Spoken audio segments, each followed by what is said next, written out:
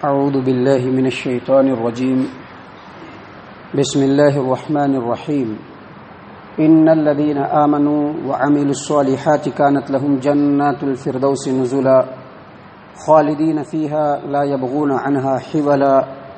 قل لو كان البحر مدادا لكلمات ربي لنفد البحر قبل أن تنفد كلمات ربي ولو جئنا بمثله مددا قل انما انا بشر مثلكم يوحى الي انما الهكم اله واحد فمن كان يرجو لقاء ربه فليعمل عملا صالحا ولا يشرك بعبادة ربه احدا۔ محترم سامعین کرام، سورۃ الکہف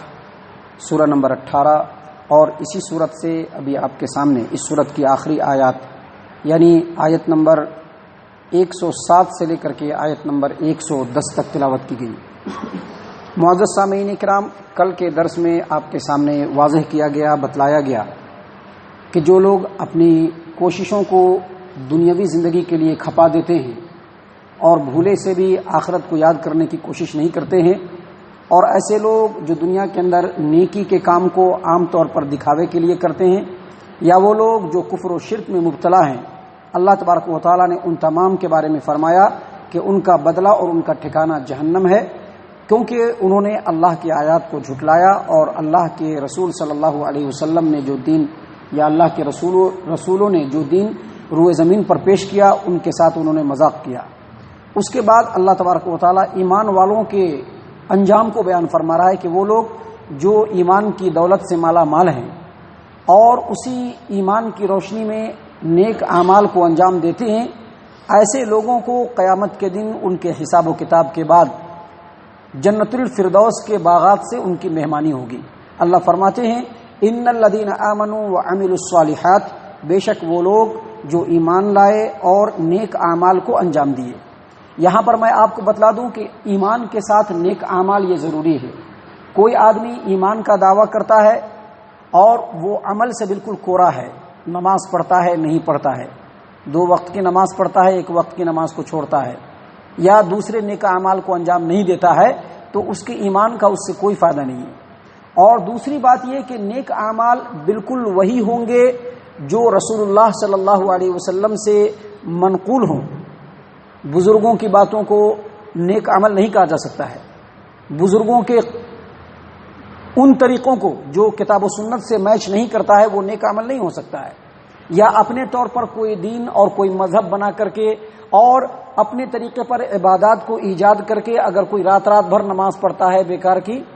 تو پھر وہ نیک عمل نہیں ہو سکتا ہے۔ نیک عمل وہی ہوگا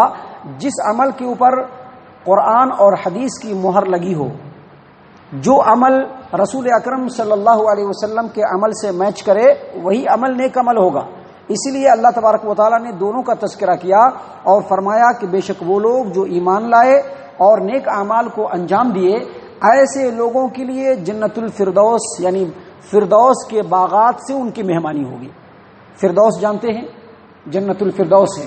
یہ جنت کا سب سے اعلیٰ ترین مقام ہے۔ وہاں کے باغات، وہاں کے جو درخت ہوں گے وہ بڑے گھنے ہوں گے، اس باغ کا جو منظر ہوگا وہ بڑا ہی ایکسائٹڈ ہوگا، آدمی دیکھ کر کے ایک دم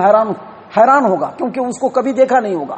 اتنی خوبصورتی ہوگی، اتنی نعمتیں ہوں گی، اتنے آرام ہوں گے، اتنی آشائشیں ہوں گی کہ قرآن کریم کے اندر کئی جگہ پر اللہ تبارک و تعالیٰ نے جنت کا نقشہ کھینچا ہے۔ انسان اس کو غور سے پڑھے گا تو جتنی مرتبہ پڑھے گا اس کے اندر اس کو نیاپن محسوس ہوگا۔ اللہ تبارک و تعالیٰ نے فرمایا کہ ایسے لوگوں کو جنت الفردوس کے باغات سے مہمانی ہوگی۔ اور نبی صلی اللہ علیہ وسلم نے اپنے امتی کو، آپ صحیح البخاری اٹھائیے،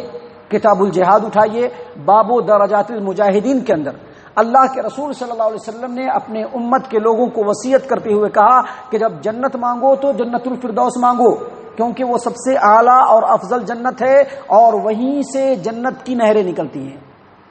تو اللہ تبارک و تعالیٰ نے یہاں پر کہا کہ وہ لوگ جو ایمان والے ہیں، نیک اعمال کو انجام دینے والے ہیں، ان کی مہمانی فردوس کے باغات سے ہوں گی، خالدین فیہا، جس میں وہ ہمیشہ رہیں گے، لا یبغون عنہا حولا، اور وہاں سے شفٹ ہونا نہیں چاہیں گے۔ ابھی دنیا کے اندر ایک چھوٹا سا گھر مل جائے، ذرا سا اچھا ہو، دیکھنے میں ٹھیک ٹھاک ہو، آدمی نہیں چاہتا ہے کہ وہاں سے دوسری جگہ جائے۔ وہاں کے باغات کو دیکھنے کے بعد، اس کے اندر انٹر ہو جانے کے بعد آدمی بالکل نہیں سوچے گا کہ وہاں سے دوسری جگہ شفٹ ہو۔ اللہ تبارک و تعالیٰ نے اسی بات کو یہاں پر بیان فرمایا کہ خالدین فیہا، اس میں وہ ہمیشہ رہیں گے، لا یبغون عنہا حولا، اور وہاں سے منتقل ہونا نہیں چاہیں گے، شفٹ ہونا نہیں چاہیں گے۔ اس کے بعد اللہ تبارک و تعالیٰ نے فرمایا قل، اے محمد صلی اللہ علیہ وسلم آپ کہہ دیجئے، لو کان البحر مدادا لکلمات ربی لنفد البحر قبل ان تنفد کلمات ربی ولو جئنا بمثلہ مددا۔ آپ کہہ دیجئے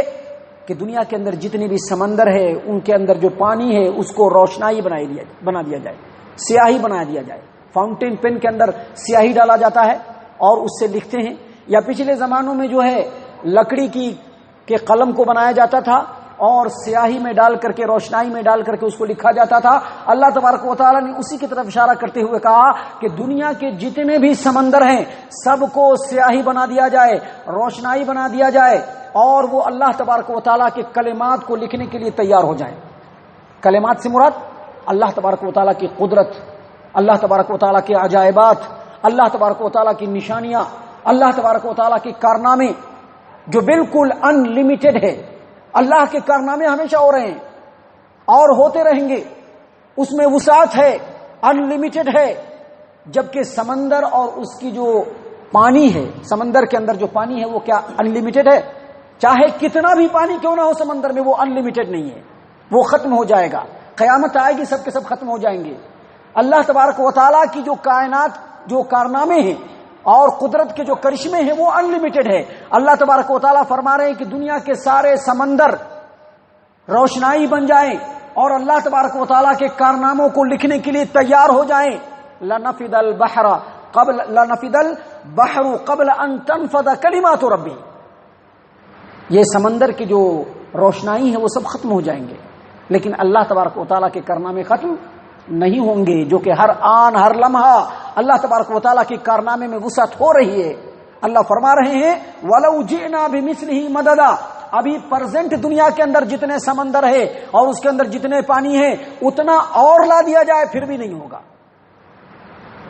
سبحان اللہ وبحمدہ سبحان اللہ العظیم۔ اللہ تبارک و تعالیٰ نے آگے فرمایا کہ اے محمد صلی اللہ علیہ وسلم آپ کہہ دیجئے، قل آپ کہہ دیجئے، انما انا بشر مثلکم یوحى الی انما الہکم الہ واحد، آپ کہہ دیجئے کہ میں بھی تمہاری ہی طرح سے انسان ہوں، لیکن فرق یہ ہے کہ میرے اوپر اللہ تبارک و تعالیٰ نے وحی نازل کی ہے، شریعت میرے اوپر نازل ہوئی ہے اور شریعت مجھ سے تم تک پہنچ رہی ہے۔ مجھ کو اللہ تبارک و تعالیٰ نے وحی کی ہے کہ اللہ تبارک و تعالیٰ ہی تمہارا تنہا معبود ہے اور اس کے علاوہ تمہارا کوئی معبود نہیں۔ دراصل یہاں پر اللہ کے رسول صلی اللہ علیہ وسلم کے ذریعے سے اللہ تبارک و تعالیٰ ان لوگوں کا جواب دے رہا ہے جو یہ کہتے ہیں کہ محمد صلی اللہ علیہ وسلم تو ہماری طرح سے انسان ہے، رسول تو فرشتہ ہونا چاہیے تھا۔ ان لوگوں نے محمد صلی اللہ علیہ وسلم کے انسان ہونے کے اوپر اعتراض کیا۔ اللہ تبارک و تعالیٰ نے کہا کہ آپ کہہ دیجیے کہ میں انسان ہی ہوں، جیسے تم انسان ہو میں بھی انسان ہوں، تم بھی زندہ ہو میں بھی زندہ ہوں، تم بھی سانس لیتے ہو میں بھی سانس لیتا ہوں، تم بھی کھاتے ہو میں بھی کھاتا ہوں، تمہارے بھی ضرورتیں ہیں میری بھی ضرورتیں ہیں، تم بھی شادیاں کرتے ہو ہم بھی شادیاں کرتے ہیں۔ فرق اتنا ہے کہ اللہ تبارک و تعالیٰ میرے اوپر وحی نازل فرماتا ہے۔ دراصل یہاں پر آج کے ڈیٹ میں بھی بہت سارے لوگ ہیں جو محمد صلی اللہ علیہ وسلم کو انسان بشر ماننے کے لیے تیار نہیں ہیں، کہتے نا نور ہے، نور من اللہ ہے، نور من نور اللہ ہے۔ اللہ کے رسول صلی اللہ علیہ وسلم نے خود اپنے بیان میں کئی ایسے بیانات ہیں جس میں نبی صلی اللہ علیہ وسلم نے لوگوں کو بتلایا کہ میں بھی تمہاری طرح سے انسان ہوں، تم سے بھی بھول چک ہوتی ہے مجھ سے بھی بھول چک ہوتی ہے۔ صحیح البخاری اٹھائیے، صحیح البخاری کی روایت ہے، عبداللہ ابن مسعود رضی اللہ عنہ بیان کرتے ہیں کہ ایک مرتبہ نبی صلی اللہ علیہ وسلم سے نماز میں کمی بیشی ہو گئی۔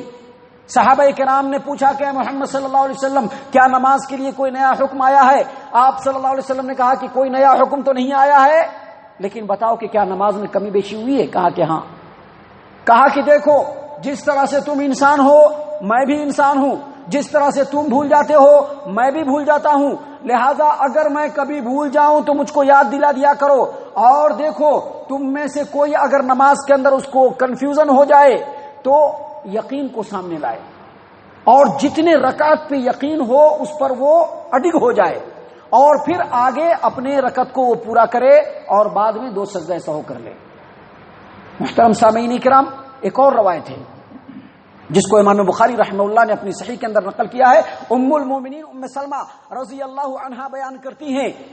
کہ نبی صلی اللہ علیہ وسلم کے پاس 2 آدمی اپنا جھگڑا لے کر کے آئے۔ آپ صلی اللہ علیہ وسلم نے ان کو نصیحت کی اور فرمایا، سمجھایا کہ دیکھو جس طرح سے تم انسان ہو ویسے ہی میں انسان ہوں، تم لوگ اپنے جھگڑے میرے پاس لے کر کے آتے ہو، اور 2 آدمی ہوتا ہے، اس میں سے ایک آدمی کو بڑا اچھا بولنے آتا ہے، ہوتا ہے نا دنیا کے اندر بڑا اچھا بولنے والے، سچ کو جھوٹ کر دیتے، جھوٹ کو سچ بنا دیتے ہیں، سچ کو جھوٹ بنا دیتے ہیں۔ یہ ہمارے سماج و معاشرے میں بھی ہوتا ہے، بولنے کا ایسا ٹیکٹس ہوتا ہے، ایسا ہنر ہوتا ہے کہ جھوٹ کو سچ بنا دیں گے، بڑے عقل مندی سے بولیں گے کہ نہیں ایسا نہیں ایسا، ایسا نہیں ایسا کر کے جھوٹ کو سچ بنا دیں گے۔ اللہ کے رسول صلی اللہ علیہ وسلم نے فرمایا کہ تم میں سے 2 آدمی آتا ہے، دونوں اپنا اپنا جھگڑا لے کر کے آتا ہے، ایک آدمی کو بولنے کا بڑا اچھا ہنر ہوتا ہے، وہ اپنے چرب زبانی سے باطل کو حق ثابت کر کے حق اپنے فیور میں کر لیتا ہے، اور میں حق کا فیصلہ اس کے درمیان اس کے لیے کر دیتا ہوں۔ تو یاد رکھو، اگر کوئی اپنے بھائی کا حق مارتا ہے اور بڑے ہی چالاکی سے اپنے بھائی کا حق لیتا ہے تو وہ جہنم کی آگ اپنے حق میں کر لیتا ہے۔ ان دونوں حدیثوں سے کیا معلوم ہوا کہ نبی صلی اللہ علیہ وسلم انسان ہیں، عالم الغیب نہیں ہے۔ اگر عالم الغیب ہوتے تو دونوں جو جھگڑا والا آتا، دونوں کی حقیقت معلوم ہو جاتی کہ یہ کیا ہے اور یہ کیا ہے، کسی کو کچھ بولنے کی ضرورت نہیں تھی۔ آپ صلی اللہ علیہ وسلم بھولتے بھی تھے۔ دراصل یہ دونوں حدیثیں اس لیے بیان کی گئی ہیں کہ اس روئے زمین پر کچھ ایسے لوگ ہیں جو اللہ کے رسول صلی اللہ علیہ وسلم کو انسانیت کے مرتبے سے اٹھا کر کے پتہ نہیں کہاں لے جانا چاہتے ہیں۔ ان کو بتلایا جا رہا ہے کہ دیکھیے محمد صلی اللہ علیہ وسلم ہماری طرح سے انسان ہے، لیکن اللہ کے رسول صلی اللہ علیہ وسلم سید ولد آدم ہے۔ آپ صلی اللہ علیہ وسلم امام الانبیاء والمرسلین ہیں۔ کائنات میں، انسانوں میں، بلکہ تمام مخلوقات میں اللہ تبارک و تعالیٰ کے بعد سب سے بڑا درجہ اللہ کے رسول صلی اللہ علیہ وسلم کا ہے۔ اور اس میں ان لوگوں کا بھی رد ہے جو کہتے ہیں کہ محمد صلی اللہ علیہ وسلم صرف انسان ہے۔ نہیں، انسان ہے لیکن مرتبہ سب سے بلند ہے اللہ کے بعد۔ اللہ تبارک و تعالیٰ نے کہا کہ اے محمد صلی اللہ علیہ وسلم آپ کہہ دیجئے بے شک میں تمہاری طرف سے انسان ہوں، لیکن فرق یہ ہے کہ میری طرف وحی ہوتی ہے کہ تمہارا معبود اللہ کے علاوہ کوئی نہیں ہے۔ فمن کان یرجو لقاء ربہ، لہذا جو شخص اپنے رب سے ملاقات کی امید رکھتا ہے قیامت کے دن، فلیعمل عملا صالحا، اس کو چاہیے کہ وہ نیک اعمال انجام دے، ولا یشرک بعبادۃ ربہ احدا، اور اپنے رب کی عبادت میں کسی کو شریک نہ کرے۔ یعنی جو یہ یقین رکھتا ہے کہ کل قیامت کے میدان میں مجھ کو رب کے سامنے کھڑا ہونا ہے، تو سب سے پہلے وہ ایمان کی دولت سے مالا مال ہو اور پھر نیک اعمال کو انجام دے، عبادت کے طور پر بھی اور اپنے معاملات میں بھی نیک اعمال کو انجام دے۔ اور جو عبادتیں صرف اللہ کے لیے ہیں، جس کا طریقہ اللہ کے رسول صلی اللہ علیہ وسلم نے بتلایا ہے، ان عبادتوں کو اللہ کے علاوہ کسی دوسرے کے لیے نہ کرے۔ محترم سامعین کرام، اللہ تبارک و تعالیٰ کے فضل و کرم سے سورۃ الکہف ہمارے سامنے آج مکمل ہوا۔ اللہ تبارک و تعالیٰ سے دعا ہے کہ اللہ تبارک و تعالیٰ ہم تمام کو ان آیات کی روشنی میں جو نصیحتیں ہمارے لیے ملی ہیں، اللہ تبارک و تعالیٰ اس کو قبول کرنے کی توفیق عنایت فرمائے۔ یہ سورۃ الکہف نصیحت کے اعتبار سے بہت ہی بہتر ہے۔ اللہ تبارک و تعالیٰ اس سورت سے ہمیں جو جو نصیحتیں فرمائی ہیں، اللہ تعالیٰ ان کے اوپر ہم کو غور و فکر کرنے کی توفیق عنایت فرمائے اور اس کے مطابق عمل کرنے کی توفیق عنایت فرمائے۔ آمین یا رب العالمین، وما علینا الا البلاغ المبین۔